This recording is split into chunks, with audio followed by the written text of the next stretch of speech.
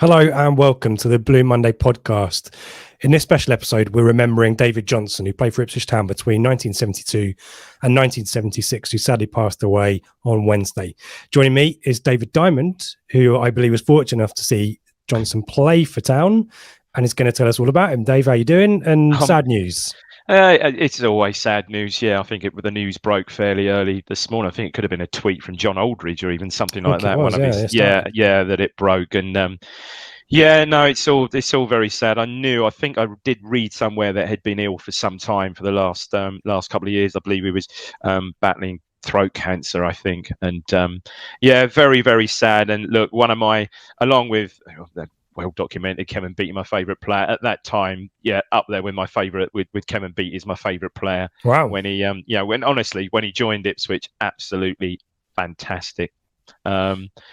And as usual, a story really there. So so just to set the scene, he was really Sir Bobby Robson's first real marquee major signing for no Town. pressure there then, right? No, it really was. So, the first sort of 2 or 3 years of Bobby Robson's reign, with certainly the year 68, 69. Apart, so 1970, 71, 71, 72, 70, 71, and to a degree, 69, 70, 70, 71, really fighting against relegation. Some signs in 71, 72 that a young side was starting to come together. Mick Mills was establishing himself, as a very young captain. Trevor Wymark towards the end of the season started scoring goals. So you could see the signs. And then, of course, the next season, 72, 73, he had the debut, first game of the season, Man United away. We win 2-1, Kevin Beattie's debut. And at the time, we had a striker called Rod Belfitt, who would start the season by our standards at the time on fire. So by the time October came around, he'd scored like 6 league goals and 3 also in the Texaco Cup, which ultimately, spoiler alert, later that season we went on to win a fairly minor trophy, but a trophy nonetheless. And we beat Norwich in the final over 2 legs. So we shouldn't knock it. And like I said, at that time, so Belfitt was our leading goal scorer. And you read in Sir Bobby's book, his first book, Time on the Grass, that we'd actually played at Everton on the Saturday, drawn 2-2. Belfitt had scored. After the game, Harry Catterick, the Everton manager at the time, had cornered Sir Bobby and said, really interested, would you let us have the big man? And Bobby Robson almost thought, a big man? Well, we can't let you have Alan Hunter. Our defence would be nothing left. We can't let you have him. And who was just, starting to forge that central defensive partnership with Kevin Beattie. And he said, no, he said, no, the guy up front, Rod Belfitt. And he said, I remember reading the book, Robson said, my heart leapt. He said, wow, here's a deal. He said, okay, you can have Belfitt. And he just threw it in there. He said, if I can have Johnson. And instead of dismissing it straight away, he said, yeah, that might be on. I'll get back to you. And sure enough, literally days later, he joined in a swap deal with Rod Belfitt going the other way, plus I think £40,000 going Everton's way. So it's a quite a big business for us at the time. And I know, again, Sir Bobby said he was 21 years old, David Johnson, Scouser, albeit an out and out, as it transpires, Liverpool fan, obviously playing for Everton. And he said it was a hell of a job to get him to leave the big city, Merseyside boy, Scouser, to come to sort of sleepy Suffolk and sign for Ipswich. But he did really, Rich, and the rest is history. Really, he that season he hit the ground running, formed a brilliant partnership with Trevor Wymark up front. So much so that pretty much either later that season or certainly early the next, they both were picked to play as a pair for England under 23s. And yeah, he was just hit the ground running, pacey, aggressive. Not we'll get on to Paul Mariner, who effectively replaced him, but not a sort of Mariner type, particularly strong in the air, but very quick, very, very, very pacey, quite aggressive as well, and just an absolute signing that brought that of that first Robson great side, which I suppose you'd say was the UEFA Cup. The initial forays into the UEFA Cup the next season was a key part of that side. I was going to say he's part of this formative Robson team that is starting to establish with, we always have these kind of Harry from Bath covalent bonds in our minds, but this partnership you mentioned with Wymark seems to be really pivotal for a team that essentially goes from fighting relegation to FA Cup semi-finals against West Ham, starts to get into Europe as well, is knocked out by the eventual winners, I think 74, 75, I might be wrong, 75, yeah, I think so. And it sets the pathway for this team that we know and love from 78 through to 81. And obviously he's not part of that, but it's a real vital building block to get there, isn't it? And so Bobby would say, Bobby Robson would say he had three great teams at Ipswich, and David Johnson was part of the first. The second one you would say would be the team that then, with Paul Mariner, Johnny Walk, that won the FA Cup, and then obviously the third team is the UEFA Cup side. But what a player! You've got to think of the young players. So he just fitted in. Obviously for Ipswich, very unusual on that day. He was a buy, didn't come through our youth system as it was then. But you're talking the next season, people like George Burley coming through, Brian Talbot coming through. I mean, just an incredible conveyor belt of young talent. And he was absolutely superb player. Like I said, we won the Texaco Cup, finished fourth that season, which was just incredible, really, and qualified for Europe. And the much documented, obviously we played Real Madrid, knocked them out in the first round of the UEFA Cup the next season, in the second round drawn at home against Lazio. And all I can say is we won 4-0 at home, and his strike partner Trevor Wymark scored 4. I was at that game and can vaguely remember him getting literally assaulted by a Lazio defender to his, how can I put it, a laceration to his private parts, let's say. Yes, I had come up on Twitter, yeah. Yeah, so much so that, again, out of the Bobby Robson book and also the John Cobbold book, just how it was in those days, apparently it had a sort of few stitches down below, as it were. Walk past the boardroom when a board meeting was in progress. One of the directors clocked him. The door was half ajar. I said, "Hello, David, how's the injury?" And he said, "I'll show you." And apparently, legend has it, prepared to unzip in front of the board meeting. So that's how it was at Ipswich at the time. And then the next season, 74-75, again challenging for the league title again. You mentioned the West Ham FA Cup semi-final, a key part in all of that. And then, on the back of that, made his full England debut, 74-75, latterly that season, whilst at Ipswich. I think he played 3 times. He scored 3 goals for England. Scored 8 caps, 6 goals in total for England. So not too many appearances, but certainly prolific and spaced out. So from between 75 and 1980, really spaced out. He scored 2 in his debut against Wales in the old home international championships, as it were, and also scored that people might not remember. He scored in that 5-1 game against Scotland, which we all know is renowned for that unbelievable Kevin Beattie run and header at the back post. He also was a scorer in that game. And I think actually the game against Wales, which he played, could have also been Colin Viljohn's debut as well. So we may well have had 3 players. I mean, that's just how Ipswich were developing as a team in that era. Just incredible. And then the next season, I think injured. I think not the Lazio injury. I think injury, so he had in and out of pretty much, I think, the next season, 75, 76. So much so, big Liverpool fan. I think Spurs, I seem to remember, put a bid in for him in the 75, 76. No such thing as a transfer window in those days. But he didn't want to go to Tottenham, and fair play to him. He held on, and Liverpool came in the close season of 1976, in the summer of 76, and he went up to sign for Liverpool for 200,000, which I'm sure was certainly our record fee received at the time. And Bobby Robson, in his ultimate wisdom, 3 or 4 months later bought Paul Mariner. Yeah. So, you could see how the side was evolving. But, he goes to, we'll get to what he won at Liverpool. It's just ridiculous. So if you're thinking he's there, he joins Liverpool in 76. So that's 2 years into the Bob Paisley era, following the shock resignation in 74 of Bill Shankly, the Bob Paisley era. And so he's at first, he's not breaking into the team at first. He's competing with Keegan and Toshak, another great, superb double act. But then he's sort of 77, 78, 70, 78, 79. He establishes himself in the team, and then really he's just playing up there with Kenny Dalglish, for goodness sake. And then of course, who comes on the scene but Ian Rush, and that really, I guess, spelt the the end of his time at his time at Liverpool. But yeah, absolutely fantastic player. And it's worth dwelling on just at Liverpool. It's absolutely insane what he won at Liverpool. So just 4 league titles, 2 League Cups, 1 FA Cup, 3 European Cups. I mean, not saying he played in all these games, it's certainly part of the squad and picked up medals, 4 Charity Shields, 1 Super Cup. I mean, this is the thing I didn't fully appreciate. PFA Team of the Year in 79-80, which I didn't appreciate that.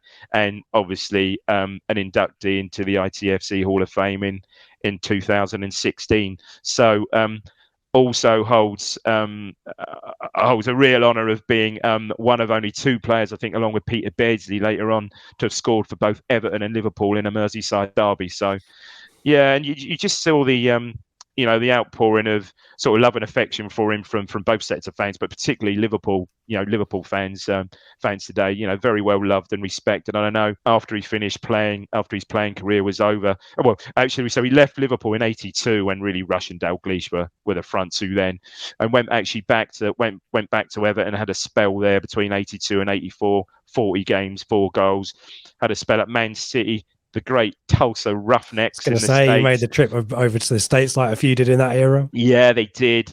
Preston and a brief spell as manager of Barrow. Subsequent to that, I think, very much involved on the corporate hospitality scene at Liverpool, and also certainly local radio commentary and summarising it at Anfield as well. So very, very well loved and very respected player. Worth noting the goal record as well. At Liverpool, it's slightly more than one goal every 3 matches. It's slightly less at Ipswich, but nevertheless, the goals were there. And I've been looking for footage, me and my archive footage, Dave. And for some reason, this kind of his goals are sort of evading me a little bit. But what I have found are a lot of assists, and it's clear to me that he was kind of an all-round forward. There's a lot of you mentioned industry, but he created a lot of goals and scored a few as well, didn't he? Really, really special all-round player. There is one goal, alas, not Ipswich. So there's one goal which I'm sure you'll find. Talk about an assist, and it's one of the greatest goals. And I'm not, I don't think I'm going overboard of this. And you've probably seen this goal. Liverpool played Spurs, I want to say in '79, early in the '79 season, and beat them 7-0 at Anfield. There's a header in that game scored by Terry McDermott, where the ball is played out to Johnson, who is wide right, probably just inside Liverpool half. And he plays a volley diagonal 40-yard pass to Steve Highway, the Liverpool winger, who basically doesn't break stride. He then hits a first-time left foot cross, drills it across the box, and Terry McDermott hits it on the full and buries it. It's one of the great iconic goals, probably one of the great iconic Liverpool goals of all time.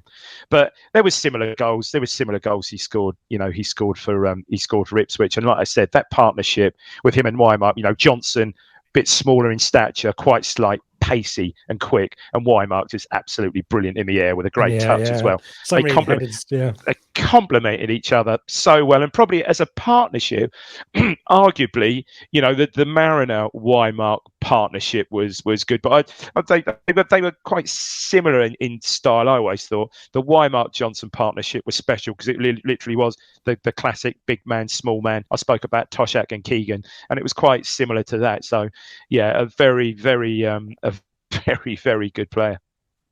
And the kind of iconic 70s look as well. The sideburns and the tash, he's kind of like if you were to be asked someone to draw what a 70s footballer look like, you'd draw David Johnson, wouldn't you? Yeah, and he's sort of kept a bit of connection. I'm not sure, a bit of connection with the town. And Jonty, it still carries his nickname at Ipswich was Jonty.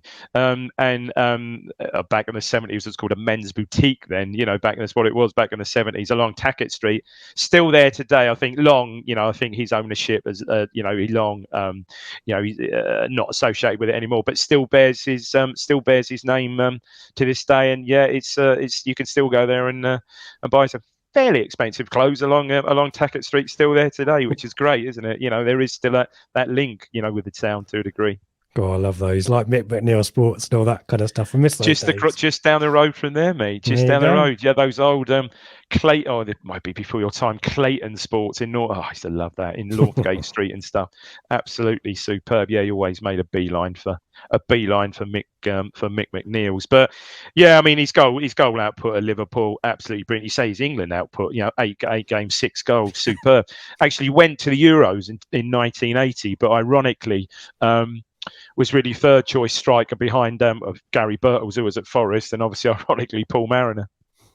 I was going to say that Mariner deal felt like one of those situations where it's kind of win-win-win, isn't it? Because the money was obviously good for the club, and we've always been even when we're in the top tiers, we've always been a selling club. But he's David Johnson's gone to his boyhood club, Liverpool boy, as you say, win-win, gone on to score loads of goals, and Mariner comes in and we don't look back either. So one of those rare instances where all parties kind of, it works out, doesn't it? So we asked for some thoughts from folks on Twitter as well. I'll read some of these out. Yeah, please. Dave Reed, met him once when I was at Liverpool v Fulham match with a mate. He was comparing in hospitality, and I spoke to him expecting just a brief acknowledgement of me being an Ipswich fan.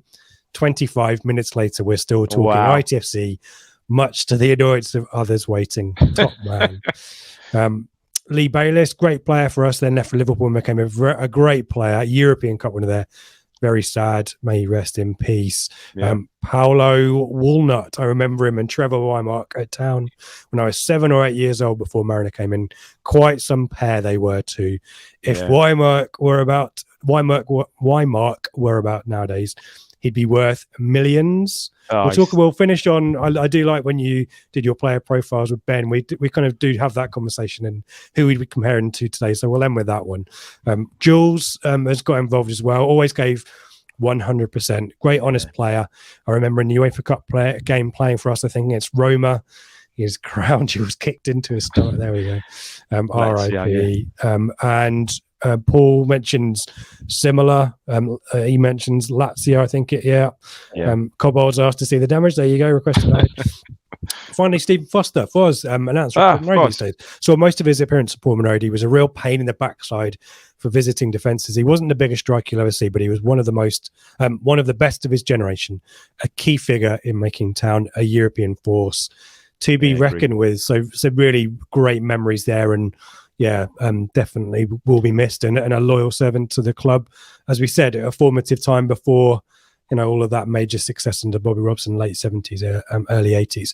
Just to finish off with Dave, as we mentioned, let's try and give a sense of context for our subscribers, listeners, who aren't of the right vintage. And I would include myself in that. I've obviously watched as much footage as I can get my hands on. But we're kind of talking a bustling, pacey, slight, bustling, pacey forward. Didn't play through the middle, so played very much off the big man. Played very much off Wymark, I would say. Not a Mariner type who would lead the line on his own, but express pace, really, really quick, and like Foz said, just an absolute pain in the backside for defenders. That really annoying type, or on the shoulder, but had that explosive bit of pace to just get away from the defender as well.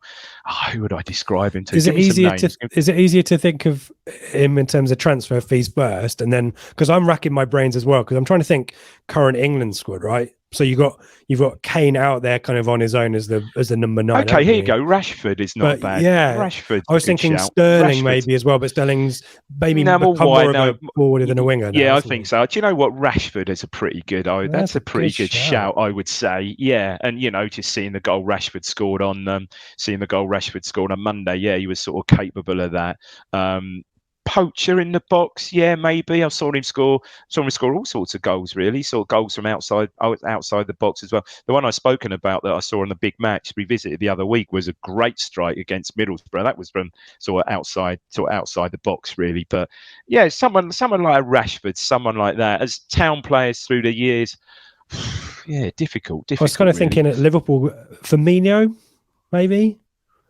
Is that a fair comparison? I don't know. I'm trying to think of Yeah, an outside yeah, forward. maybe. I'd say Great scorer. Firmino's perhaps a little bit more, perhaps a little bit More technical. direct? Is that the right Okay. word? Yes.